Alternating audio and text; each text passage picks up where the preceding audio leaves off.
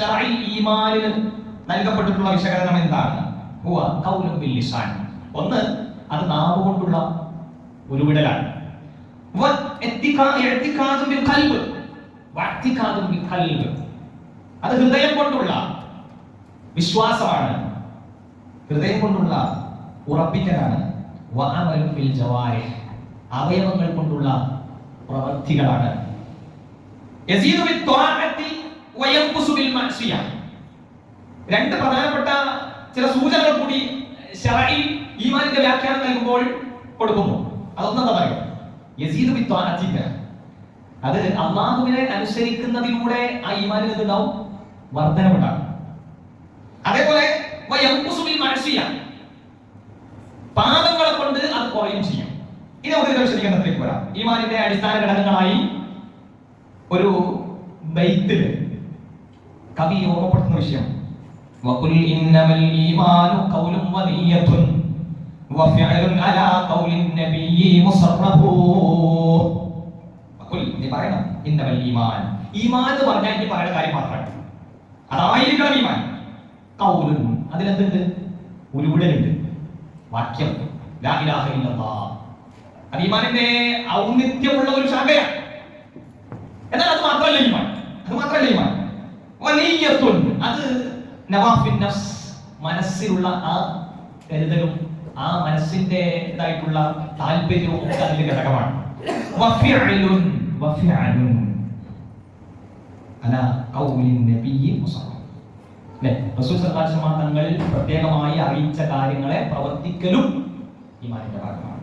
അപ്പൊ ഈ ഈമാൻ എന്ന് പറയുന്നത് മൂന്ന് കാര്യങ്ങളിൽ അധിഷ്ഠിതമാണ്. അതിൽ അല്ലാഹുവിനെയും റസൂലിനെയും ഒക്കെ കാണേണ്ട പോലെ കാണാം എന്ന ആ ഒരു പ്രഖ്യാപനം ഓരോരുത്തരുടെയും ജീവിതത്തിൽ ഉണ്ടാവലാണ് ഈമാന്റെ ആദ്യപടി. അതേപോലെ തന്നെ നിയ്യത്ത്, ഖൽബ്, ഇഅ്തിഖാദുൻ ബിൽ ഖൽബ് എന്ന് പറഞ്ഞല്ലോ, ഹൃദയവുമായി ബന്ധപ്പെട്ട് അതിനകത്ത് നമ്മുടെ വിശ്വാസം, ഉറപ്പ്. നമ്മുടെ വിശ്വാസം, ഈമാൻ എന്ന് പറയുന്നത് അത് ഹൃദയത്തിൽ ഉറച്ചതായിരിക്കണം. അതേപോലെ തന്നെ അതിനനുസൃതമായ പ്രവർത്തനങ്ങൾ ഉണ്ടാകണം. ഈമാന്റെ പ്രതിഫലനം നമ്മുടെ പ്രവൃത്തികളിലൂടെ കൂടിയാണ് ചെയ്യുന്നത്, പൂർത്തീകരിക്കപ്പെടുന്നത്. അപ്പൊ ഇതിനെ മൂന്നിനെയും മനസ്സിലാക്കാൻ പറ്റുന്ന വിധത്തിൽ നമുക്ക് എല്ലാവർക്കും അറിയുന്ന ഒരു ചെറിയൊരു ഹദീസ് സാന്ദർഭികമായി സൂചിപ്പിക്കും. റസൂലുള്ളാഹി സ്വല്ലല്ലാഹു അലൈഹി വസല്ലം പറയുന്നത് ഈമാനു ബിദുഉൻ വ സബഊന ഔ ബിദുഉൻ വ സിത്തൂന ശുഅബ. ഈമാനിന് 70 60 ഒക്കെ ശാഖകളുണ്ട്. അതിനേക്കാൾ കൂടുതൽ ശാഖകൾ ഈമാനിനുണ്ട് എന്ന് പറഞ്ഞിട്ട്, അല്ലെങ്കിൽ അത്രത്തോളം ശാഖകളുണ്ട് എന്ന് പറഞ്ഞിട്ട് പറയുന്നത് അഅലാഹ അല്ലെങ്കിൽ അഫ്ദലുഹ, അതിൽ ഏറ്റവും ഉന്നതിയിൽ നിൽക്കുന്നത്, ശ്രേഷ്ഠമായിട്ടുള്ളത് ഏതാ? ഖൗലു ലാ ഇലാഹ ഇല്ലല്ലാഹ്, ലാ ഇലാഹ ഇല്ലല്ലാഹ് എന്ന വാക്യമാണ് അതിനകത്ത് മികച്ചു നിൽക്കുന്നത്. വഅദ്നാഹ, അതിനകത്ത് ഏറ്റവും താഴ്ന്നു നിൽക്കുന്നത് എന്താണ്? ഇമാത്തത്തുൽ അദാ അനിത് ത്വരീഖ്, വഴിയിൽ നിന്ന് ഉപദ്രവം നീക്കലാണ്. അതേ ഹദീസിൽ തന്നെ കാണാൻ പറ്റും, അൽ ഹയാഉ ശുഅബത്തുൻ മിനൽ ഈമാൻ, ഈമാനിന്റെ ശാഖയാണ് ലജ്ജ എന്നത്. നമ്മൾ ഈ മൂന്ന് ഭാഗങ്ങളെ വിലയിരുത്താൻ വേണ്ടി മാത്രം, ഇതൊരു ആധികാരികമായ റെഫറൻസ് ആയിട്ട് നമുക്ക് എടുക്കണ്ട. ഇതിനകത്ത് ഈമാനിന്റെ മൂന്ന് ഭാഗങ്ങളും എന്ത് ചെയ്യുന്നുണ്ട്? പരാമർശിക്കപ്പെടുന്നത്. ഒന്ന് ഖൗലു ലാ ഇലാഹ ഇല്ലല്ലാഹ്, അവിടെ ഖൗലുണ്ട്. മറ്റൊന്ന് നമ്മൾ സൂചിപ്പിച്ചെന്താണ്? ഇമാത്തത്തുൽ അദാ അനിത് ത്വരീഖ്, അതെന്താണ്? അമലാണ്, അമലും ബിൽ ജവാരിഹ്, നമ്മുടെ അവയവങ്ങൾ കൊണ്ട് പെറുക്കിയെടുത്ത് കളയലും, അതല്ലെങ്കിൽ നമ്മുടെ പ്രവൃത്തിയുടെ ഒരു തലമാണ് അവിടെ പരാമർശിക്കുന്നത്. അൽ ഹയാഉ ശുഅബത്തുൻ മിനൽ ഈമാൻ ആണ്. അത് ഈ പറഞ്ഞതുപോലെ പ്രവൃത്തി എന്നതിനപ്പുറത്ത് നമ്മുടെ ഹൃദയങ്ങളിൽ നിന്ന് രൂപപ്പെടേണ്ട വിഷയം. അപ്പൊ ആ ഒരു ഹദീസിന്റെ സ്ട്രക്ചറിൽ തന്നെ ആ ഫോർമാറ്റ് നമുക്ക് എന്ത് ചെയ്യാൻ പറ്റും? മനസ്സിലാക്കാൻ സാധിക്കുന്നതാണ്. അപ്പൊ വിശുദ്ധ ഖുർആനിലൂടെ ഈമാൻ എന്താണ് എന്ന് ബോധ്യപ്പെടാനുള്ള ചില അന്വേഷണങ്ങൾ കൂടി നമുക്ക് പോകണം. നമ്മുടെ വിഷയമാണ് ഈമാൻ, ഇഹ്സാൻ, വിശുദ്ധ ഖുർആനിൽ. അപ്പൊ വിശുദ്ധ ഖുർആൻ വളരെ സവിസ്തരം ഈമാനും ഇഹ്സാനും ഒക്കെ പ്രതിപാദിച്ച് കിടക്കുന്നുണ്ട്. അതിനെക്കുറിച്ച് അങ്ങനെ പരാമർശിക്കുന്നുണ്ട്. ഏതാനും ചില വചനങ്ങൾ മാത്രമാണ് നമ്മുടെ സമയപരിധിക്കുള്ളിൽ നിന്നുകൊണ്ട് നമ്മൾ ഓർക്കുന്നത്. അതെന്തിനാണെന്ന് അറിയോ? ഈ പറഞ്ഞ സംഗതികൾ നമ്മുടെ ജീവിതത്തിൽ എടുക്കാൻ, കൊണ്ടുവരാൻ നമ്മൾ ശ്രദ്ധിക്കേണ്ട ചില വചനങ്ങൾ മാത്രം. അതാണ് നമ്മൾ സെലക്ട് ചെയ്ത വചനങ്ങളുടെ പ്രത്യേകത. ഒന്ന് എന്താണെന്ന് വെച്ച് കഴിഞ്ഞാൽ, വിശുദ്ധ ഖുർആൻ സൂറ ഹുജുറാത്ത്, സൂറ അൽ ഹുജുറാത്ത് 49-ാം അധ്യായം. ഈ ഹുജുറാത്തിന്റെ 14-ാമത്തെ ആയത്തിൽ അല്ലാഹു സുബ്ഹാനഹു വ തആല റസൂൽ സല്ലല്ലാഹു അലൈഹി വസല്ലം ഒരു വിവരം അറിയിച്ചു കൊടുക്കുന്നുണ്ട്. വിവരം എന്താ? അല്ലാഹു റസൂലിന്റെ വീടിന്റെ ബാക്കിലൂടെ ഒക്കെ കുറച്ച് ആൾക്കാർ വന്നതും അവർ ഉച്ചത്തിൽ സംസാരിച്ചതും ഒക്കെ ആയി ബന്ധപ്പെട്ട വിഷയങ്ങളാണല്ലോ സൂറ ഗുജറാത്തിൽ പരാമർശം. കുറച്ച് ആൾക്കാർ വന്നിട്ട് റസൂലിന്റെ മുമ്പിൽ വന്നിട്ട് പറഞ്ഞു, ആമന്ന, ഞങ്ങൾ വിശ്വാസികളായി, ഞങ്ങൾക്ക് ഈമാനുണ്ട് റസൂലേ എന്ന് പറഞ്ഞു. ഖുർആൻ എങ്ങനെയാ വചനത്തെ ആ ഒരു കാര്യത്തെ പരാമർശിക്കുന്നത്? ഖാലത്തിൽ അറാബു ആമന്നാ, അറാബികൾ വന്നിട്ട് പറയാ, ഞങ്ങൾ വിശ്വാസം കൊണ്ടിരിക്കുന്നു. നബി സല്ലല്ലാഹു അലൈഹി വസല്ലമക്ക് ഗൈബ് അറിയില്ല. റസൂലിന് എങ്ങനെ മറുപടി കൊടുക്കും? ആമന്നാ പറഞ്ഞാൽ ഓക്കേ എന്നാ ശരി എന്ന് പറയാനേ റസൂലിന് കഴിയുള്ള മനുഷ്യൻ സാധ്യമാകും. എന്നാൽ അവിടെ അല്ലാഹുവിന്റെ ഇടപെടൽ ഉണ്ടാകും. അല്ലാഹു സുബ്ഹാനഹു വ തആല റസൂലിനോട് പറയുന്നു, ഖുൽ, നബിയെ പറഞ്ഞു കൊടുക്കുക, ലം തുഅ്മിനൂ, നിങ്ങൾ വിശ്വസിച്ചിട്ടില്ല, നിങ്ങൾ ഈമാൻ ഉൾക്കൊണ്ടിട്ടില്ല, വലാകിൻ ഖൂലൂ അസ്ലംനാ, എന്നാൽ നിങ്ങൾ ഇസ്ലാമിലേക്ക് കടന്നു വന്നിട്ടുണ്ട് എന്ന് പറയുന്നതിന് പ്രശ്നമില്ല, അതിന് വിരോധമില്ല. അപ്പൊ ഇസ്ലാമും ഈമാനും ഒക്കെ വേർതിരിച്ച് ബോധ്യപ്പെടുത്തുന്ന വചനങ്ങൾ ഖുർആനിലുണ്ട്, ഒന്നായി പറയുന്ന വചനങ്ങൾ ഖുർആനിലുണ്ട്. അപ്പൊ ഈമാനും ഇസ്ലാമും നമ്മൾ പഠിക്കേണ്ടത് എങ്ങനെയാണ്? ഒരു മുസ്ലിമായ വ്യക്തി ഈമാൻ എന്നതിനെ വിലയിരുത്താൻ കുറച്ചുകൂടി ആഴത്തിൽ ഇറങ്ങി ചെല്ലണം. എനിക്ക് മുസ്ലിം എന്ന അവകാശവാദം ഉന്നയിക്കാം, മുഅ്മിൻ എന്ന അവകാശവാദത്തിന് ഞാൻ അർഹനാവില്ല. ചില കാര്യങ്ങൾ ഞാൻ പൂർത്തീകരിക്കുന്നത് വരെ കാലത്തില്ല. അറാബികൾ വന്നിട്ട് പറയാണ്, ഞങ്ങൾ വിശ്വസിച്ചിട്ടുണ്ട് നബി. റസൂൽ സല്ലല്ലാഹു അലൈഹി വസല്ലം അല്ലാഹു നിർദ്ദേശം കൊടുക്കുന്നു, നബിയെ പറഞ്ഞു കൊടുക്കുക, നിങ്ങൾ വിശ്വസിച്ചിട്ടില്ല കേട്ടോ എന്ന് പറഞ്ഞാ എന്താ പറയേണ്ടത്? അവരോട് വേറെ പറഞ്ഞിട്ടുള്ള കാര്യം നിങ്ങൾ പറയണമെന്നുണ്ടെങ്കിൽ പറഞ്ഞോളൂ, മുസ്ലിം ആയിരിക്കുന്നു, നിങ്ങൾ അള്ളാഹുവിനെ അനുസരിക്കാൻ വേണ്ടിയിരിക്കുന്നു എന്ന് നിങ്ങൾ പറഞ്ഞോളൂ. എന്താണ് അതിന്റെ വിഷയം പറഞ്ഞോ? നിങ്ങളുടെ ഹൃദയങ്ങളിൽ ഈമാനിനെ സന്നിവേശിപ്പിക്കാൻ നിങ്ങൾക്ക് സാധിച്ചിട്ടില്ല, അവരുടെ ഹൃദയങ്ങളിലേക്ക് ഈമാൻ പ്രവേശിച്ചിട്ടില്ല എന്നാണ് ആയത്തിന്റെ നേർക്കുനേർ. അപ്പൊ ഹൃദയങ്ങളുമായി ഈമാനിന് ബന്ധമുണ്ടാകേണ്ടതുണ്ട്. ഹൃദയങ്ങളുമായി ബന്ധമാണ്. മഹാനായ ഹസനുൽ ബസരി റഹ്മത്തുള്ളാഹി അലൈഹി ആ പണ്ഡിതനാണ്. അദ്ദേഹം തത്വങ്ങൾ പറഞ്ഞു വെച്ചിട്ടുണ്ട്. അദ്ദേഹത്തിന്റെ ശ്രദ്ധേയമായ ഒരു ഉദ്ധരണി, അദ്ദേഹത്തിന്റെ അടുക്കൽ ഒരു വ്യക്തി വന്നിട്ട് ചോദിക്കുകയാണ്, നിങ്ങൾ ഈമാനുള്ള ആളാണോ, നിങ്ങൾ മുഅ്മിനാണോ എന്ന് ചോദിക്കാം. അപ്പൊ ഹസൻ ബസരി ഒന്ന് തരിച്ചു നിന്നിട്ട് നേർക്ക് നേരെ ആൻസർ പറയാൻ പറ്റുന്നതല്ലേ ശരിക്കും ആലോചിച്ച് കഴിഞ്ഞാൽ? മുഅ്മിനാണോ എന്ന് ചോദിച്ചു കഴിഞ്ഞാൽ ഖുർആനിലെ ഇതുമായി ബന്ധപ്പെട്ട് വന്നിട്ടുള്ള ആയത്തുകളും പ്രവാചകൻ സല്ലല്ലാഹു അലൈഹി വസല്ലം തങ്ങളുടെ വചനങ്ങളും ഒക്കെ അറിയാവുന്ന ഒരു വ്യക്തിന്റെ അടുത്ത് വന്നിട്ട് നിങ്ങൾ മുഅ്മിനാണെന്ന് ചോദിച്ചാൽ ശരിക്കും പറയാം. അപ്പൊ അത് കേവല വാക്കുകൾ കൊണ്ട്, ചില അംഗീകാരങ്ങൾ കൊണ്ട് ഉണ്ടാകേണ്ടുന്ന ഒന്നായിരുന്നു എന്ന് പറയുന്നു. പക്ഷെ അദ്ദേഹം മറുപടി കൊടുത്തതാണോ, അൽ ഈമാനു ഈമാനാൻ, ഈമാൻ എന്ന് പറഞ്ഞാൽ രണ്ടെണ്ണമാണ്. ഈമാൻ എന്ന് പറഞ്ഞാൽ രണ്ടെണ്ണമാണ്. നിങ്ങൾ ചോദിക്കുന്നത് ഞാൻ അല്ലാഹുവിൽ വിശ്വസിച്ചു എന്ന അർത്ഥത്തിൽ, മലക്കുകളിൽ വിശ്വസിച്ചു എന്ന അർത്ഥത്തിൽ, വേദഗ്രന്ഥങ്ങളിൽ വിശ്വസിച്ചു എന്ന അർത്ഥത്തിൽ, പ്രവാചകന്മാരിൽ വിശ്വസിച്ചു എന്ന അർത്ഥത്തിൽ, അന്ത്യനാളിൽ വിശ്വസിച്ചു എന്ന രൂപത്തിൽ, നന്മ തിന്മകളുടെ നിർണയം അല്ലാഹുവാണെന്ന് അംഗീകരിച്ചു എന്ന വിശ്വാസത്തിൽ, ആ ഒരു അർത്ഥത്തിലൊക്കെയാണ് ചോദിച്ചത് എങ്കിൽ അല മുഅ്മിൻ എനിക്ക് പറയാൻ കഴിയും ഞാൻ മുഅ്മിനാണെന്ന്. എന്നാൽ നിങ്ങളുടെ ചോദ്യം അല്ലാഹു സുബ്ഹാനഹു വ തആല വിശുദ്ധ ഖുർആനിലൂടെ 8-ാം അധ്യായത്തിന്റെ 2 മുതൽ 4 വരെയുള്ള വചനങ്ങളിൽ സൂചന നൽകിയതായ വിശ്വാസികളുടെ അടയാളങ്ങൾ എങ്കിലുണ്ടോ എന്ന രൂപത്തിലാണെങ്കിൽ എനിക്കറിയില്ല, എനിക്കറിയില്ല. അന മുഅ്മിൻ അല്ല, ഞാൻ ഒരു മുഅ്മിനാണോ അതല്ല മുഅ്മിനല്ലയോ എന്ന് എനിക്കറിയാൻ പറ്റും. അപ്പൊ എന്താ മുഅ്മിൻ? ആരാ മുഅ്മിൻ? ആരാ ഈ ഈമാനിനെ അനുഭവിച്ചവൻ? വളരെ കൃത്യമായിട്ട് അവർ പറയുന്നത്. ആരാണ് വിശ്വാസം എല്ലാ നിലക്കും അനുഭവിച്ച ആളുകൾ? ഇന്നമൽ മുഅ്മിനൂന അല്ലദീന ഇദാ ദുകിറല്ലാഹ്, യഥാർത്ഥത്തിലുള്ള ഈമാനുള്ള ആളുകൾ ആരാണ്? ഇദാ ദുകിറല്ലാഹ്, അല്ലാഹുവിനെ കുറിച്ച് ഓർമ്മ വന്നാൽ വജിലത് ഖുലൂബുഹും, അവരുടെ ഹൃദയങ്ങൾ വെപ്രാളപ്പെട്ടു പോകുന്നതാണ്. വൈദാ തുലിയത് അലൈഹിം ആയാതുഹു, അവരുടെ മേൽ അല്ലാഹുവിന്റെ ദൃഷ്ടാന്തങ്ങളാകുന്ന ആയത്തുകൾ ഓതി കേൾപ്പിക്കപ്പെട്ടാൽ സാദത്തുഹും ഈമാനാ, അവരുടെ ഈമാനിൽ വർധനവുണ്ടാകും. ആ ഈമാനിൽ ഒരു ആസ്വാദനം അവർ കണ്ടെത്തും. വഅലാ റബ്ബിഹിം യതവക്കലൂൻ, മാത്രമല്ല അവർ ആ ഈമാനുള്ള ആൾക്കാർ തങ്ങളുടെ റബ്ബിൽ വരവേൽപ്പിക്കുന്ന ആളുകളായിരിക്കും എന്നുകൂടി അവിടെ ചേർത്ത് അഭിസംബോധന ചെയ്യുകയാണ്. പിന്നെ അതിന്റെ ഭാഗമായിട്ട് പറയുന്ന വിഷയം അവര് നമസ്കാരത്തിൽ കൃത്യനിഷ്ഠത പാലിക്കും. അള്ളാഹു അവർക്ക് നൽകിയിട്ടുള്ളതിൽ നിന്ന് അവർ ചെലവ് ചെയ്യും. ഐച്ഛികവും നിർബന്ധവും ഒക്കെയുള്ള ദാനങ്ങളിൽ അവർ വ്യാപൃതരാണ്. എന്നിട്ട് പറയുന്ന വിഷയം അക്കൂട്ടരാണ് യഥാർത്ഥ വിശ്വാസികൾ, അവരാണ് ഈമാനുള്ളവർ. മാന്യമായ ഉപജീവനം അവർക്കുണ്ട്, റബ്ബിന്റെ അടുക്കൽ മഗ്ഫിറത്തും അവർക്കുണ്ട് എന്ന് പരിചയപ്പെടുത്തുകയാണ്. അപ്പൊ വിശുദ്ധ ഖുർആൻ ഇങ്ങനെയൊക്കെയാണ് മുഅ്മിനിനെ, ഈമാനിനെ ഒക്കെ പരിചയപ്പെടുത്തുന്നത്. അതുകൊണ്ട് തന്നെ ഹസൻ ബസരിക്ക് പേടിയായിരുന്നു. നമുക്കും ആശങ്ക ഉണ്ടാവണം.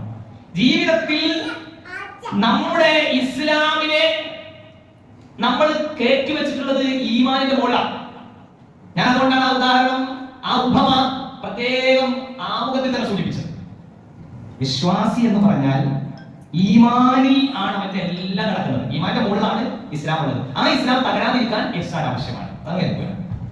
ഇനി നോക്കൂ, നിങ്ങൾ ഈമാനിനെ കുറിച്ച് തന്നെ പറയുമ്പോൾ ഇന്നമൽ മുഅ്മിനൂന എന്ന് തന്നെ ചേർത്തിട്ട് സൂറ ഹുജറാത്തിൽ തന്നെ തൊട്ടടുത്ത വചനത്തിൽ 18-ാമത്തെ ആയത്തിൽ പറയാം, ഇന്നമൽ മുഅ്മിനൂന അല്ലദീന ആമനൂ ബില്ലാഹി വറസൂലിഹി, അല്ലാഹുവിലും അവന്റെ തിരുദൂതരിലും വിശ്വസിച്ചിട്ടുള്ള ആളുകളിൽ സുമ്മ ലം യർതാബൂ, പിന്നീട് അവർ സംശയിക്കാത്തവരാണ്. അവർക്ക് യാതൊരു സന്ദേഹവുമില്ല. ഇത് അല്ലാഹു പറഞ്ഞ കാര്യമാണോ എങ്കിലോ ഓക്കേ, ഇത് അല്ലാഹുവിന്റെ റസൂലിൽ നിന്ന് വന്നതാണെന്ന് ഉറപ്പുണ്ടോ എങ്കിലോ. അതാണ് ഈമാൻ എന്ന് പറഞ്ഞാൽ. അപ്പൊ ഈമാനിന് കേവലമായ തലമല്ല, അതിനപ്പുറത്ത് നമ്മുടെ ഹൃദയബന്ധിതമായിട്ടുള്ള അവസ്ഥ അതിനുണ്ട് എന്നാണ് പ്രത്യേകം സൂചിപ്പിക്കാറ്. ഇനി നമ്മളൊരു കവിതാശകലം സൂചിപ്പിച്ചല്ലോ, വഖുൽ ഇന്നമൽ ഈമാനു ഖൗലുൻ വനിയ്യത്തുൻ വഫിഅലുൻ അലാ ഖൗലി നബിയ്യി മുസറഹു എന്ന് പറഞ്ഞത്. അതിന്റെ തൊട്ടടുത്ത ഭാഗത്ത് കവി ഓർമ്മപ്പെടുന്ന മറ്റൊരു വിഷയം എന്താണ്, വയൻഖുസു നഖ്സൻ ഇൻ തറക്താ ബഅദഹു വതജ്സി അലന്നാരിൽ മുവഹിദു യസ്ഫഹു. അവിടെയും പരാമർശിക്കുന്ന വിഷയം ഈമാനിന് 3 ഘടകങ്ങളുണ്ട്. ആദ്യത്തെ ബൈത്തിൽ മനസ്സിലാക്കി, രണ്ടാമത്തെ ബൈത്തിലുള്ളതാണ് ഈമാനിനെ ഉൾക്കൊള്ളുന്ന ഒരു വ്യക്തി അവന്റെ മനസ്സിൽ ഉറപ്പിക്കേണ്ടുന്ന 2 പ്രധാനപ്പെട്ട കാഴ്ചപ്പാടുകളാണ്. നമ്മൾ ശ്രദ്ധിക്കണം, 2 പ്രധാനപ്പെട്ട വിഷയങ്ങൾ. ഒന്നെന്താ, ഈമാൻ വർദ്ധിക്കും എന്ന ഒരു കാഴ്ചപ്പാട്. രണ്ടാമത്തത് ഈമാൻ കുറയും എന്ന കാഴ്ചപ്പാട്. അപ്പൊ 3 ഘടകങ്ങളാണ് ഈമാനിന് അടിസ്ഥാനപരമായിട്ടുള്ളത്.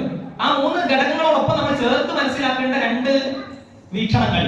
ഒന്ന് അൽ ഈമാനു യസീദു വ യൻഖുസു. ഒന്ന് ഈമാൻ എന്ത് ചെയ്യും? കൂടും. രണ്ടാമത്തത് ഈമാൻ എന്ത് ചെയ്യും? കുറയും. അപ്പൊ ഈമാൻ കൂടുകയും കുറയുകയും ചെയ്യാൻ സാധ്യതയുള്ള ഒരു പ്രതിഭാസമാണ് എന്ന് നമുക്ക് കാണാൻ കഴിയും. വിശുദ്ധ ഖുർആനിലെ ഒരുപാട് ഉദാഹരണങ്ങൾ അത് നമുക്ക് വിലയിരുത്താൻ കഴിയും. ഈമാൻ കൂടുന്നതിന്റെ കാരണങ്ങൾ എന്തൊക്കെയാണ്? അള്ളാഹുവിന്റെ വിശ്വാസവും അവൻ പരിചയപ്പെടുത്തിയതായ ഒരുപടി അദൃശ്യമായ വിജ്ഞാനങ്ങളും ഒക്കെ ബോധ്യപ്പെട്ട് അത് വിശ്വസിക്കുന്ന ആളുകൾക്ക് ഈമാനിൽ എന്താവും? വർധന ഉണ്ടാകും. ഇതിപ്പോ ഞാൻ വിശ്വസിക്കണല്ലേ, ഇതിപ്പോ എങ്ങനെ എനിക്ക് വിശ്വസിക്കാൻ പറ്റുക? അങ്ങനെ ഒരു എക്കച്ചക്കാണ് നമ്മൾ പറയുന്നത്. അത് ഈമാന്റെ കാര്യത്തിൽ ഉണ്ടാവട്ടെ. ഈമാൻ രൂഢമൂലമാണ്. മഹാനായ ഇബ്രാഹിം അലൈഹിസ്സലാത്തു വസ്സലാമുമായി ബന്ധപ്പെടുത്തിയ ഒരു ഈമാനികമായ ഉണർവ് ഇബ്രാഹിം നബി ആഗ്രഹിച്ചതായ ഒരു സന്ദർഭത്തെ ഖുർആൻ പരിചയപ്പെടുന്നു. സൂറ ബഖറയിലെ 160-ാമത്തെ വചനം. അത് വളരെ കൃത്യമായിട്ട് ഖുർആൻ പ്രതിപാദിക്കണം. വൈഖാല ഇബ്രാഹിം, ഇബ്രാഹിം അലൈഹിസ്സലാത്തു വസ്സലാം പ്രതിവചിച്ചതായ സമയം, റബ്ബി അരിനീ കൈഫ തുഹിയൽ മൗതാ, എങ്ങനെയാണ് മരിച്ചവരെ ജീവിപ്പിക്കുക എന്ന് എനിക്ക് കാണിച്ചു താ എന്റെ റബ്ബേ. അല്ലാഹു സുബ്ഹാനഹു വ തആലയാണ് മരിപ്പിക്കുന്നത് എന്ന് ആർക്കറിയാം? ഇബ്രാഹിം നബിക്ക് അറിയാം.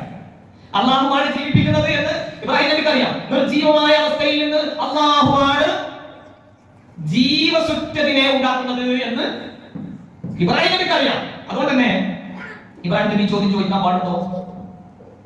ഇബ്രാഹിം നബി അലൈഹി സ്വലാത്തു വസ്സലാം ചോദിച്ചതായി ഖുർആനിലുള്ളതാണ്.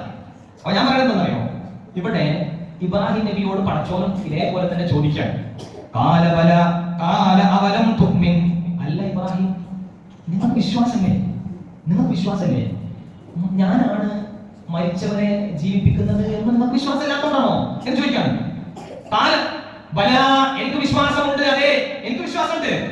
വലാകിൻ, പക്ഷേ ലിയത്മഇന്ന ഖൽബി, എന്റെ മനസ്സിനെ ശാന്തമാക്കാൻ വേണ്ടി, എന്റെ ഈമാനിനെ രൂഢമൂലമാക്കുന്നതിന് വേണ്ടിയാണ്. ഇത് പ്രവാചകൻ ചോദിക്കാം. പ്രവാചകൻ അങ്ങനെ തന്നെ ഡയറക്റ്റ് അള്ളാഹു ഉദ്ദേശിക്കുന്ന പക്ഷം അത് ചെയ്യാം, കൊടുക്കും ചെയ്യാം. പക്ഷേ ചേർത്ത് മനസ്സിലാക്കാൻ ഒരു കൺഫ്യൂഷൻ ഉണ്ടായത് അതുകൊണ്ട് തന്നെയാണ് ഇതിലേക്ക് ചേർത്തി മറ്റൊരു വിഷയം കൂടി പറയുന്നത്.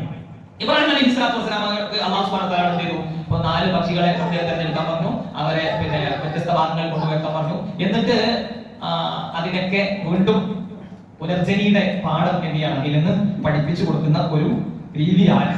അതിന് ഉദാഹരണമാണ് സൂറ ബഖറയിലുള്ളത്. ഇനി നിങ്ങൾ ആലോചിച്ചു, നമ്മൾക്കും പടച്ചവൻ ചില കാര്യങ്ങൾ എന്ത് ചെയ്തിട്ടുണ്ട്? ഈമാൻ ഉറപ്പിക്കാൻ വേണ്ടിയിട്ട് നമ്മുടെ മുമ്പിലും അള്ളാഹു വെച്ച് തന്നിട്ടുണ്ട്.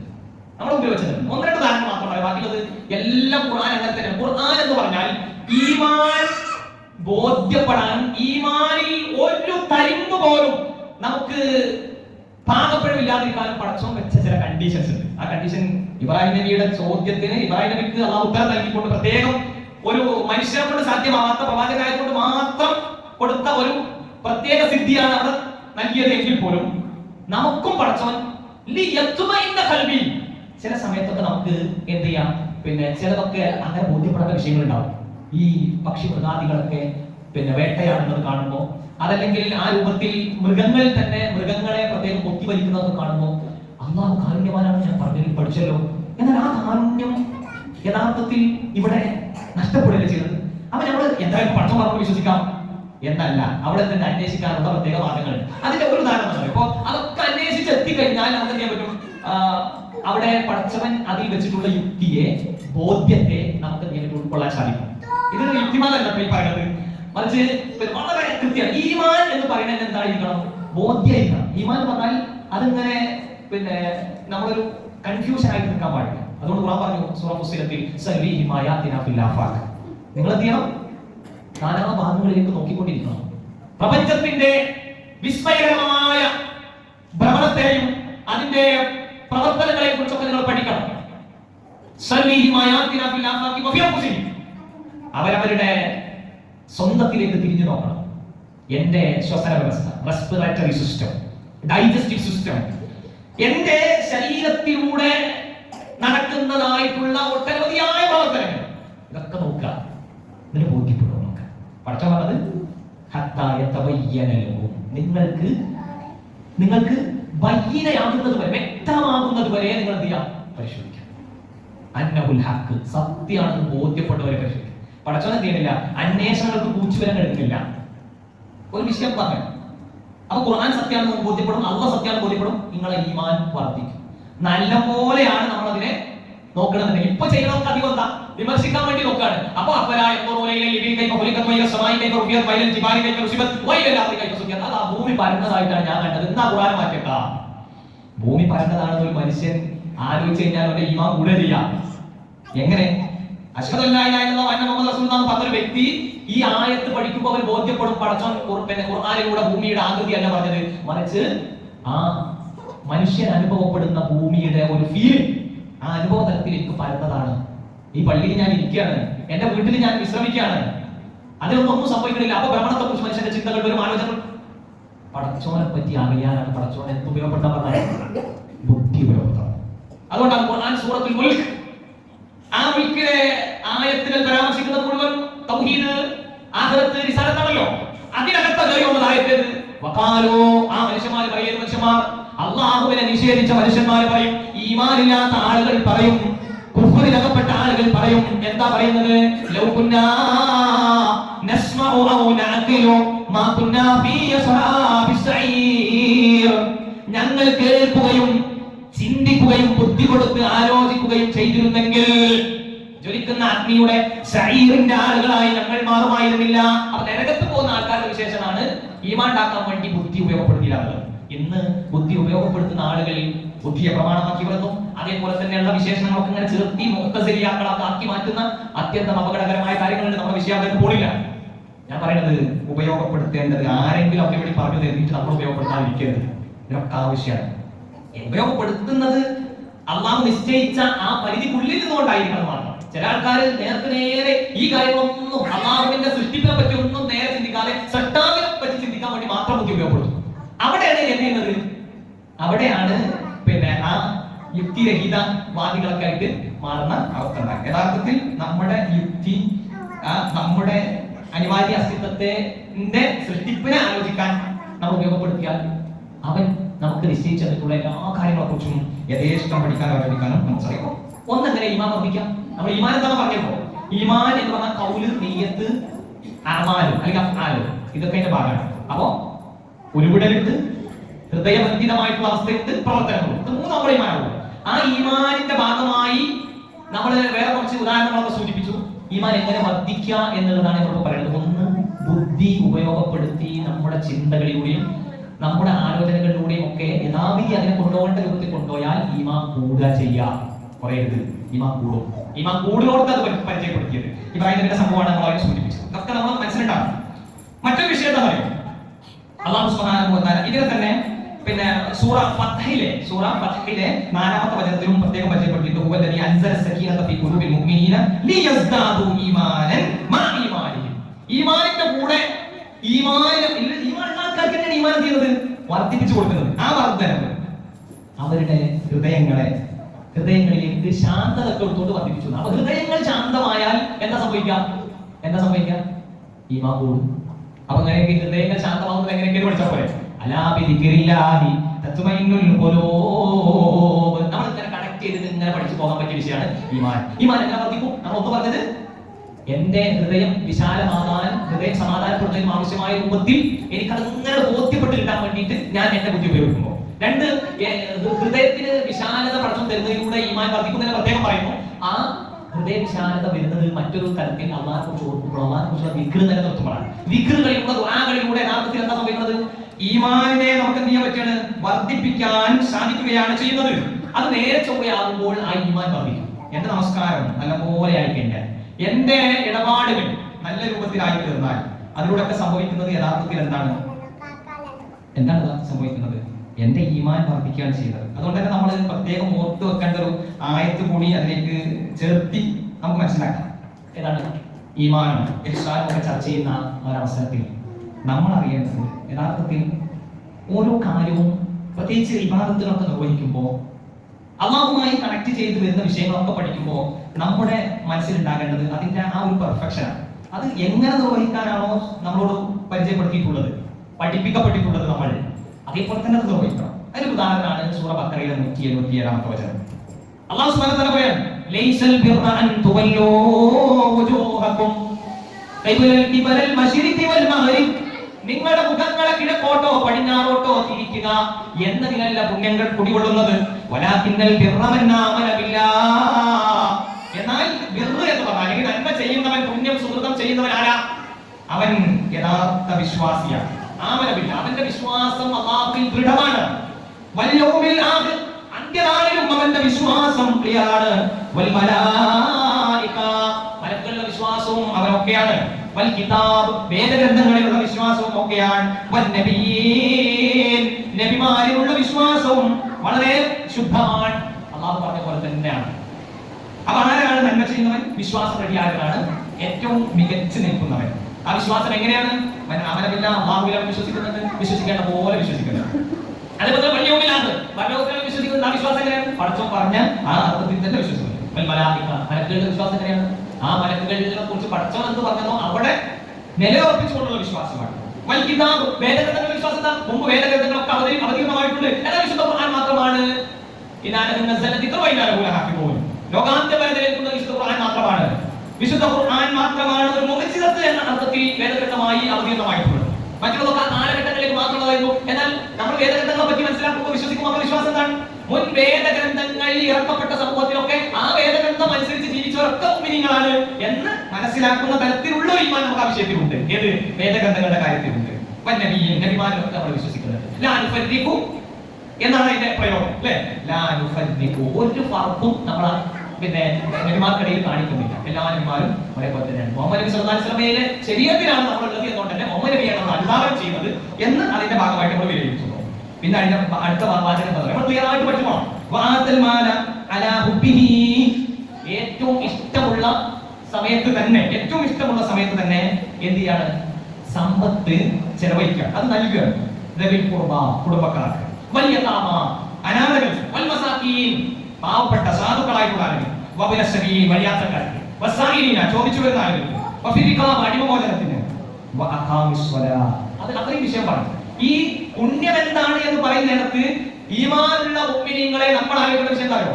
എന്തൊക്കെയാണ് പുണ്യം? വിശ്വാസ കാര്യങ്ങൾ അവിടെ എണ്ണി പറഞ്ഞു. ആർക്കാരും ഈമാൻ പരിചയപ്പെടുത്തി അതിനെ കുറച്ച് ഭാഗങ്ങൾ, അല്ലെങ്കിൽ എല്ലാ ഭാഗങ്ങളും കണക്ട് ചെയ്യാൻ പറ്റുന്ന രൂപത്തിലുള്ള ഒരു ഘടനകളാണുള്ളത്. 6 കാര്യങ്ങളും അതിന്റെ ഉള്ളിൽ വരുന്നതാണ്. ഇനി അതിനുശേഷം നമ്മൾ സമ്പത്ത് ചെലവഴിക്കണം എന്ന് പറഞ്ഞിട്ട് ഏതാനും ചില പ്രത്യേക ടീമിനെ എന്ത് ചെയ്തു? അവിടെ പരിചയപ്പെടുത്തി, പ്രത്യേക ടീമിനെ പരിചയപ്പെടുത്തി. അതിനുശേഷം പിന്നെ പറയാണ് നമ്മുടെ നിർബന്ധ കാര്യങ്ങളായിട്ടുള്ള അർക്കാനുൽ ഇസ്ലാമിനെ പരിചയപ്പെടുത്തുക. ഇത് വിശദമായിട്ട് നമ്മൾ ചെയ്യണം, ഉൾക്കൊള്ളണം. കാരണം നമ്മുടെ ഈമാനിനെ പിടിച്ചു നിർത്താൻ, ഈമാൻ വർദ്ധനവ് ആർക്കാണ് ലഭിക്കുക എന്നൊക്കെ അറിയുന്ന കൂട്ടത്തിൽ നമ്മൾ ഉൾക്കൊള്ളേണ്ടുന്ന ഒരു തലമാണ് ഇതിനുള്ളതുകൊണ്ട് അവിടെ അടിമമോചനവും ചോദിച്ചു വരുന്ന ആളുകൾക്ക് കൊടുക്കുന്നതും യാത്രക്കാർക്ക് കൊടുക്കുന്നതും ഒക്കെ പരിചയപ്പെടുത്തിയ ശേഷം വീണ്ടും പറയാറുണ്ട് നമസ്കാരത്തിന്റെ ഇഖാമത്ത് സ്വലാത്ത് നമ്മൾ ശ്രദ്ധിക്കണം. കൃത്യനിഷ്ഠയുള്ളവരായിരിക്കണം നമസ്കാരത്തിന്റെ വിഷയത്തിൽ. പിന്നെ പ്രത്യേകം പറഞ്ഞു, നിങ്ങൾ സകാത്ത് നൽകുകയും ചെയ്യണം. പലപ്പോഴും നമ്മുടെ ഒരു പ്രശ്നമായിട്ട് വരാറുള്ളത് എന്താണ്? ഈ കുടുംബങ്ങളിലേക്ക് ചെയ്യുന്ന സ്വതക്ക ആയിട്ടുള്ള നമ്മുടെ സകാത്ത് നൽകി ശുദ്ധമായ സമ്പത്ത്, ആ സമ്പത്തിന് അർഹരായിട്ടുള്ള നമ്മുടെ കുടുംബങ്ങളുണ്ടല്ലോ, ആ കുടുംബങ്ങൾക്ക് കൊടുക്കുന്നതും സകാത്താണ് എന്ന രൂപത്തിലാണ് വാദഗതികൾ ഉന്നയിച്ചുകൊണ്ടിരിക്കുന്നത്. അവിടെ നമ്മൾ എന്ത് ചെയ്യണം? എന്താണ് ബിർറ് മനസ്സിലാക്കിയ നമുക്ക് ഈമാൻ എങ്ങനെയാണ് വർദ്ധിക്കുക എന്നുള്ളത് ഉൾക്കൊണ്ട നമുക്ക് കൃത്യമായ നിലപാടെടുക്കാൻ സാധിക്കേണ്ടതുണ്ട് എന്ന ഭാഗമാണ് പ്രത്യേകം സൂചിപ്പിക്കാറുള്ളത്. വിശുദ്ധ ഖുർആൻ പുണ്യത്തെ പരാമർശിക്കുന്നിടത്താണ് നമ്മുടെ ചെലവഴിക്കലിന്റെ മേഖലയിൽ നാം നിർബന്ധമായും നൽകേണ്ടുന്ന ഭാഗം, നമ്മുടെ സമ്പത്തിന്റെ പരിധിയിൽ വരുന്ന ആ ഭാഗത്തെ മാറ്റിയിട്ട് 97-ഓ 95-ഓ 90-ഓ മിനിമം കേസിൽ മാത്രം വരുന്ന 80-ഓ നിധിയൊക്കെ ആകുമ്പോ അതൊന്നും ഉണ്ടായിരുന്നത് നമുക്ക് കുഴപ്പമില്ല. അപ്പൊ ഇങ്ങനെ അത്രയും സമ്പത്തിൽ നിന്ന് നമ്മൾ നൽകാൻ പ്രയോറിറ്റി ഉള്ള ടീമിനെ ആദ്യം പരിചയപ്പെടുത്തും. ഞാൻ പറയുന്നത് നിങ്ങൾക്ക് മനസ്സിലാവണമെന്ന് വിചാരിക്കുന്നത്. അഥവാ ഈമാൻ ഉറച്ച ഒരു വ്യക്തി പുണ്യമായി എന്തേ കാണും? എന്റെ സമ്പത്തിൽ ഞാൻ നിർബന്ധമായി കൊടുക്കേണ്ട സകാത്ത് കൊടുത്തതിന് ശേഷം ബാക്കി വരേണ്ടതായ വരുന്നുണ്ടോ എന്നുള്ളത് വേറെ വിഷയം. അത് ബാക്കിയാക്കേണ്ടതും അത് ഖുർആൻ നിർദ്ദേശ രൂപത്തിൽ ചെലവഴിക്കേണ്ടതും ഒക്കെ നമ്മുടെ ഒരു ജീവിത രീതിയായി കൊണ്ടുവരേണ്ടത് വേറെ ചർച്ചയാണ്. ഫാമിലി ബഡ്ജറ്റിങ്ങും അതുപോലെ തന്നെ നമ്മുടെ ഈ ഫിനാൻഷ്യൽ മാനേജ്മെന്റ് ഒക്കെ വേറെ തന്നെ ചർച്ചയാണ്. ഖുർആനിന്റെ അന്തരീക്ഷത്തിൽ തന്നെ എന്ത് ചെയ്യണം? ചർച്ച ചെയ്യണം. അപ്പൊ എന്റെ കുടുംബക്കാരും എന്റെ മുമ്പിൽ വഴിമുട്ടി വരുന്നവരും അതുപോലെ തന്നെ അഗതികളും സാധുക്കളും ഒക്കെ അതിനകത്ത് സക്കാത്തിന്റെ അവകാശികളായി പ്രത്യേകം പരിചയപ്പെടുത്തിയ ആൾക്കാരുണ്ടെങ്കിൽ പോലും അവർ സക്കാത്തിന്റെ അവകാശികൾക്ക് മാത്രമല്ല, എന്റെ 97-ക്കും അർഹരാണ്. ഞാൻ പറഞ്ഞത് ക്ലിയർ ആയിട്ടാണ് വിചാരിക്കുന്നത്. അപ്പൊ എന്റെ കുടുംബത്തിന് ഞാൻ എന്റെ സക്കാത്തിട്ടല്ല കൊടുക്കേണ്ടത്.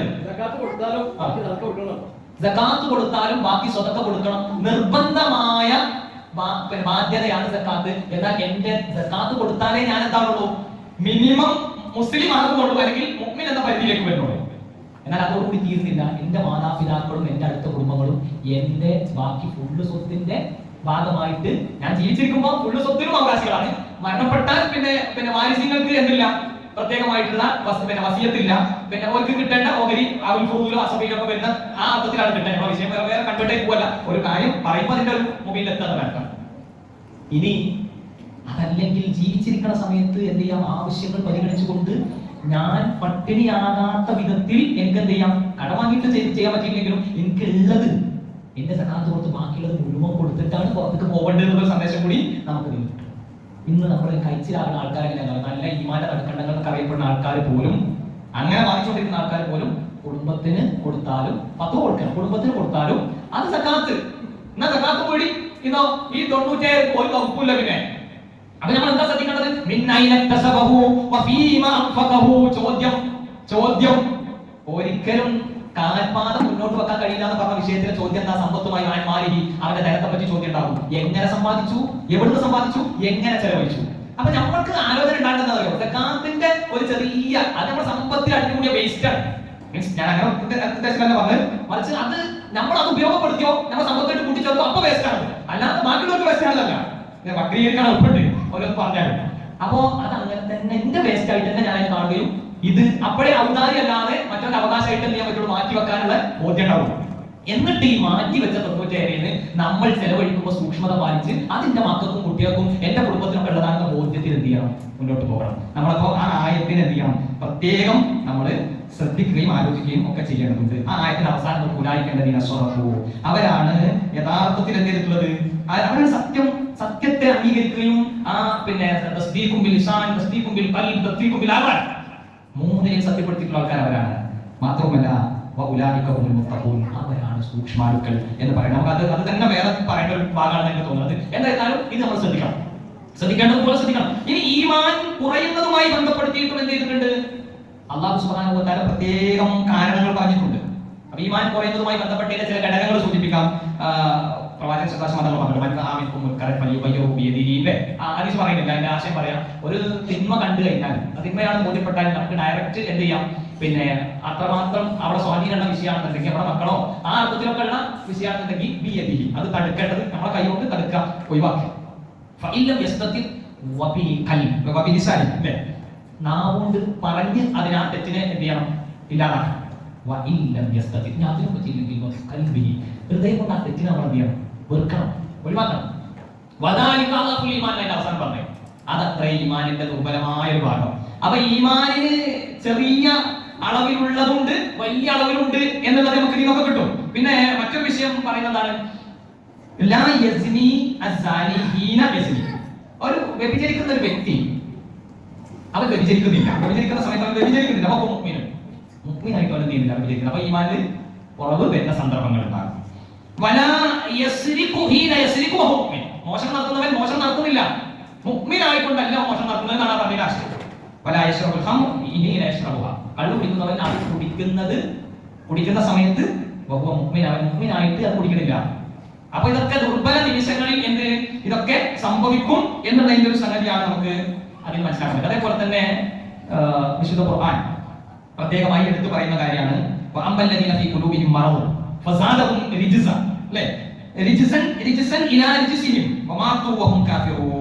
ഹൃദയങ്ങളിൽ രോഗമുള്ള ആൾക്കാർ അതവർക്ക് അവരുടെ മ്ലേച്ഛതകൾ നിമിത്തം വീണ്ടും ആ മ്ലേച്ഛത തന്നെ വർദ്ധിപ്പിച്ചുകൊണ്ടിരിക്കുക. ഹൃദയങ്ങളിൽ രോഗമുണ്ട് എന്നാണ് അവരുടെ പ്രത്യേകത. ഈ കുലൂബിനി മറന്നു മറന്നാന്ന് വേറെ സ്ഥലത്ത് സൂറ ബഖറയിൽ പറഞ്ഞിട്ടുണ്ട്. ഞാനിപ്പോ പറഞ്ഞ സൂറ തൗബയിലായി എന്നിട്ട് പറയാൻ അങ്ങനെയുള്ള ആളുകളിൽ ആ ഈമാനിന്റെ നേരെ എതിർച്ചയിൽ നിൽക്കുന്ന കുഫ്റിലായിട്ടായിരിക്കും അവരുടെ പര്യവസാനം എന്ന് ഖുർആൻ ഓർമ്മപ്പെടുത്തുകയാണ് ചെയ്യുന്നത്. അതേപോലെ തന്നെ ഇന്നല്ലദീന കഫറു വസദ്ദു അൻ സബീലില്ല, കുഫ്റിൽ അകപ്പെട്ടിട്ടുള്ള ആൾക്കാർ അവരെന്ത് ചെയ്യും, അല്ലാഹുവിന്റെ മാർഗ്ഗത്തിൽ നിന്ന് അവര് തടയപ്പെട്ടിരിക്കുകയാണ്. അവരുടെ പ്രവർത്തനങ്ങളെ അല്ലാഹു നിഷ്ഫലമാക്കി കളയും.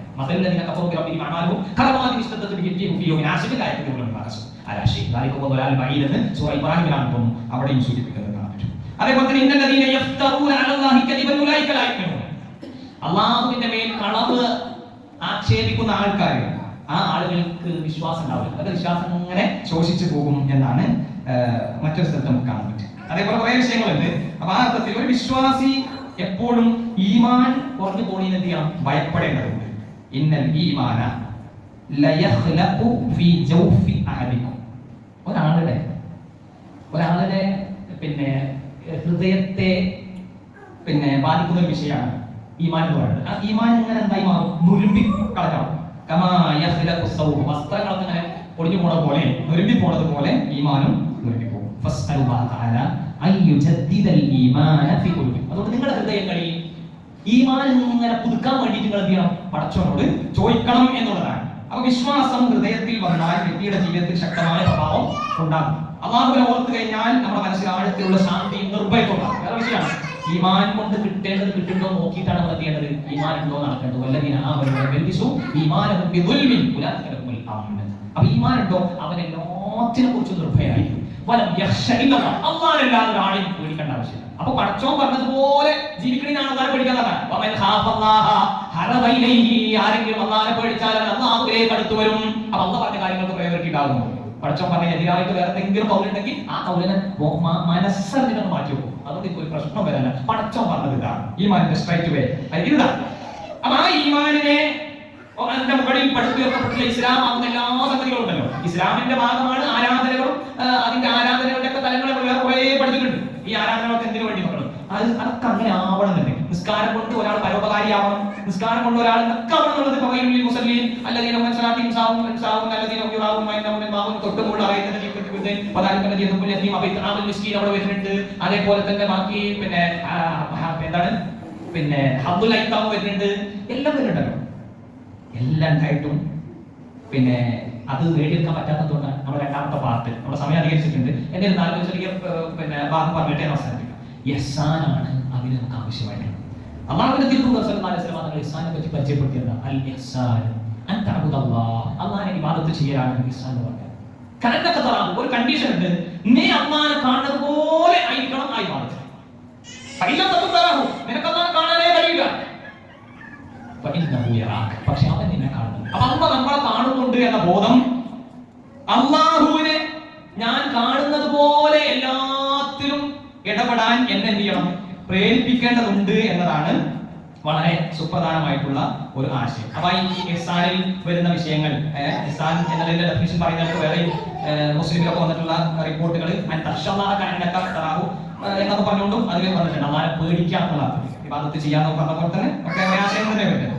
അപ്പോ ഇതിൽ ഒന്ന് അല്ലാഹുവുമായി ഡയറക്റ്റ് വരുന്ന വിഷയങ്ങളിൽ നമുക്ക് ഇഹ്സാൻ ഉണ്ടാകും. രണ്ടാമത് പടപ്പുകളുമായി ബന്ധപ്പെട്ട വിഷയങ്ങളിൽ നമുക്ക് ഇഹ്സാൻ ഉണ്ടാകും. അപ്പൊ ഖുർആനിൽ ഇതൊക്കെ വിശദമായി പറഞ്ഞിട്ടുണ്ട്. ഞാൻ അതിന്റെ ഹെഡുകൾ മാത്രം പറയാം. പിന്നെ നമ്മൾ പ്രത്യേകം നമ്മുടെ വായനയിലും ചർച്ചയിലും എപ്പോഴും വരുന്ന വാക്കുകൾ, മാതാപിതാക്കളോട് ഉള്ള ബന്ധം ഏത് രൂപത്തിലാണെന്ന് പറഞ്ഞു. ഈ പറഞ്ഞ ഇഹ്സാനിലൂടെ ഊട്ടപ്പെട്ടതാണെന്ന് പറഞ്ഞു. അതെന്താ അതിന്റെ അർത്ഥം? മാതാപിതാക്കൾ ഇഹ്സാൻ ആർക്ക്? മാതാപിതാക്കൾക്ക് ചെയ്തു കൊടുക്കേണ്ടത് ഹോസ്പിറ്റലിൽ കൊണ്ടുപോകുക, ബാക്കി അവിടെ കൊണ്ടുവരിക, ഡയാലിസിസ് ചെയ്യുക, ഒന്നും പറയാതെ ഇതൊക്കെ നടക്കുന്നതായ, ഇതൊക്കെ നടക്കുമ്പോഴും ഈർഷ്യതയും ദേഷ്യവും ഇല്ലാതാകാൻ ഉപയുക്തമായിട്ടുള്ള ഒരു പോയിന്റിനെയാണ് വെച്ചത്. നോക്കുമ്പോൾ അല്ലാഹു സുബ്ഹാനഹു വ തആല ഇന്നല്ലാഹ അസീസുൻ ഹകീം എന്നൊക്കെ പറഞ്ഞതിന്റെ ഉദ്ദേശം നമ്മൾ ബോധിച്ചു. അത് കൊടുക്കേണ്ട സ്ഥലത്ത് കൊടുത്തു. അപ്പൊ ഞാൻ എന്റെ ഉമ്മാനെ നോക്കുമ്പോ, ഉപ്പാനെ നോക്കുമ്പോ, വല്യമാരൊക്കെ പരിഗണിക്കുമ്പോ എന്താ എന്റെ മുമ്പിൽ കാണുന്നത്? പടച്ചോനെ കാണുന്ന കാര്യങ്ങള് ആ പണി ചെയ്തോളിയും. അപ്പോ ഞാന് എന്റെ ഭൗതിക നേട്ടങ്ങൾക്ക് അപ്പുറത്തുള്ള സംഗതി അവിടെ വരും.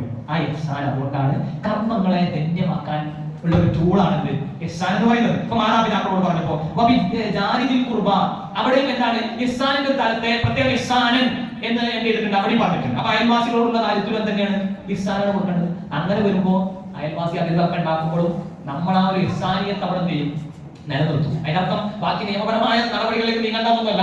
പക്ഷേ എന്തുണ്ടാവും, അവിടെ ആ സമീപനത്തിൽ എന്റെ മുമ്പിൽ എന്റെ പ്രശ്നം കൊണ്ട് എന്ത് ചെയ്യില്ല, അവനൊരു ബുദ്ധിമുട്ടുണ്ടാവും. അവനുണ്ടാക്കിയ പ്രശ്നമാണോ അത് നിയമപരമായി പരിഹരിക്കപ്പെടേണ്ട വിഷയങ്ങളായിരിക്കണം, എങ്കിൽ അങ്ങനെ തന്നെ പരിഹരിക്കാം. പക്ഷെ ഞാൻ ഒരിക്കലും ഉണ്ടാവില്ല അതിന് ഇടൻപോലായിട്ട് മാറില്ല. അപ്പൊ അയൽവാസികളോട്, അനാഥകളോടുള്ള വിഷയം പരിചയപ്പെട്ടിരുന്നു, അഗതികളോടും ഇടപാടുകാരോടുള്ള കാര്യം പറഞ്ഞപ്പോ, അതേപോലെ തന്നെ സംസാരിക്കുമ്പോഴും തർക്കവിതർക്കങ്ങളിൽ ഏർപ്പെടുമ്പോഴൊക്കെ പറഞ്ഞപ്പോഴൊക്കെ ഖുർആൻ ചെയ്തിട്ടുണ്ട് ആ വിഷയങ്ങൾ പ്രത്യേകം പറഞ്ഞിട്ടുണ്ട്. തെറ്റ് ചെയ്യുന്ന ആൾക്കാരെ പറ്റി പറഞ്ഞപ്പോഴും എന്താണ്, തെറ്റുകാരെ നിങ്ങൾ വെറുക്കരുത്. നിങ്ങൾ അവിടെ കാണേണ്ടതാണ് ആ ഈമാൻ കുറഞ്ഞപ്പോ അയാൾക്ക് അത് സംഭവിച്ചു. എന്നാൽ ഈമാൻ കുറയാതെക്കാനുള്ള മാർഗം എന്റെ അടുത്ത് ഉണ്ടാവണം. അതോടൊപ്പം തന്നെ അവിടെ ആ വ്യക്തിയെ നന്നാക്കാനുള്ള മാർഗങ്ങൾ അവലംബിക്കണം. ആ തെറ്റിനെ നമ്മൾ ചെയ്യണം, നന്നായി ശക്തമായി എതിർക്കുകയും ചെയ്യണം. അതിനെ നമ്മൾ പിന്നെ ആ തെറ്റിൽ നിന്ന് വിരമിക്കാൻ ആവശ്യമായ ടിപ്സുകൾ കൊടുക്കുകയൊക്കെ ചെയ്യാം എന്നുള്ളതാണ് തെറ്റ് ചെയ്ത ആൾക്കാരോട് നമുക്ക് ചെയ്യാനുള്ള വിഷയം. പിന്നെ ജീവജാലങ്ങളെ പറ്റി പറഞ്ഞപ്പോഴും അങ്ങനെ തന്നെയാണോ സൂചിപ്പിച്ചത്, അവർക്ക് ഇഹ്സാൻ ചെയ്യാം. എല്ലാത്തിനും ഇഹ്സാൻ എന്ന് പറയുന്നത് വളരെ പ്രധാനപ്പെട്ട കാര്യമാണ്. ഇനി അല്ലാഹ് കൽപ്പിക്കുന്നത് എങ്ങനെയാണ്, ഇന്നല്ലാഹ യഅ്മുറു ബിൽ അദ്ലി വൽ ഇഹ്സാൻ, നീതി കൊണ്ടും ഇഹ്സാൻ കൊണ്ടുമാണ് പടച്ചവൻ നമുക്ക് എന്ത് ചെയ്യുന്നത്, കൽപ്പന നൽകുന്നത് എന്നുള്ളതാണ്. അതേപോലെ തന്നെ ഒരുപാട് വിഷയങ്ങളുണ്ട് കേട്ടോ, പറയാൻ സമയത്താത്തതാണ്. അല്ലാഹു സുബ്ഹാനഹു വ തആല വിശുദ്ധ ഖുർആനിലൂടെ തന്നെ പരിചയപ്പെടുന്ന വിഷയങ്ങൾ. ഇനി ഹദീസുകളിൽ നിന്ന് നമ്മൾ അറിവ് നടത്തുന്ന സമയത്ത് പോലും അവിടെ പ്രത്യേകം കാണിക്കേണ്ട കാര്യങ്ങൾ, എല്ലാ കാര്യത്തിന്റെ പേരും ഇഹ്സാനാണ് ഉണ്ടാവേണ്ടത് എന്ന് പറഞ്ഞിട്ട് പിന്നെ അറിവ് നടത്തുമ്പോ പിന്നെ പ്രത്യേകം ആ അറിവിനെ നിങ്ങൾ എന്ത് ചെയ്യണം, ഏറ്റവും ഇഹ്സാനോട് കൂടിയിട്ടുള്ളതായി മാറ്റണം. അതൊരു പിന്നെ കാട്ടിക്കൂട്ടലായി മാറരുത് എന്ന് പ്രത്യേകം പറയാം. അപ്പൊ ഇനി നമ്മുടെ പ്രവർത്തനങ്ങളൊക്കെ ഞാൻ അവസാനിപ്പിക്കുമ്പോൾ സൂചിപ്പിക്കാനുള്ള കാര്യം, നമ്മുടെ പ്രവർത്തനങ്ങളൊക്കെ ഇഹ്സാനുള്ളതാക്കണം. ഈമാൻ നമുക്കുണ്ടോ എന്ന് പരിശോധിക്കാൻ നമ്മൾ എന്ത് ചെയ്താൽ മതി, എന്റെ ജീവിതത്തിൽ അല്ലാഹുവിനെ കുറിച്ച് ഓർമ്മ വരുമ്പോ ഞാൻ ഗുഹാവാസികൾ ചെയ്തതുപോലെ അല്ലെ എന്റെ ജീവിതത്തിൽ അങ്ങനെ ഉണ്ടായിട്ടുണ്ടോ, അപ്പൊ അത് പിന്നെ അറിവും ബോധ്യമൊക്കെ ഉണ്ടായതുകൊണ്ട് മാത്രം കാര്യമില്ലല്ലോ. അത് വല്ലാത്തൊരു ഉള്ളിലേക്ക് കീറിച്ചിടേണ്ടുന്ന ഒരു സംഗതിയാണ്. അപ്പൊ ഇഹ്സാൻ ഉണ്ടാകണമെങ്കിൽ നമ്മൾ ചെയ്യേണ്ടത് തൗഹീദിന്റെ അടിത്തറയിൽ നിന്നുകൊണ്ട്, പ്രിയപ്പെട്ടവരെ, തൗഹീദിന്റെ അടിത്തറയിൽ നിന്നുകൊണ്ടുള്ള പ്രവർത്തനങ്ങൾ നമ്മുടെ ജീവിതത്തിൽ ഉണ്ടാകണം. അള്ളാഹുവിന്റെ റസൂലിനെ ഇത്തിബാ ചെയ്യുന്ന പ്രവർത്തനങ്ങളായിരിക്കും നമ്മുടെ ജീവിതത്തിൽ ഉണ്ടാകേണ്ടത്. അതേപോലെ തന്നെ നമ്മുടെ നിയ്യത്ത് നന്നാവണം, ഇഖ്ലാസിലൂടെ കൂട്ടപ്പെട്ട വിധത്തിലായിരിക്കണം. നമ്മൾ ആലോചിക്കേണ്ട പ്രധാനപ്പെട്ട ഒരു വിഷയം എന്ന് വെച്ച് കഴിഞ്ഞാൽ, നമ്മൾക്ക് മരണവും ജീവിതവും നൽകിയത് പോലും എന്തിനു വേണ്ടിയാണ് എന്ന് ചോദിച്ചാൽ അതിന്റെ ഉത്തരം എന്താ?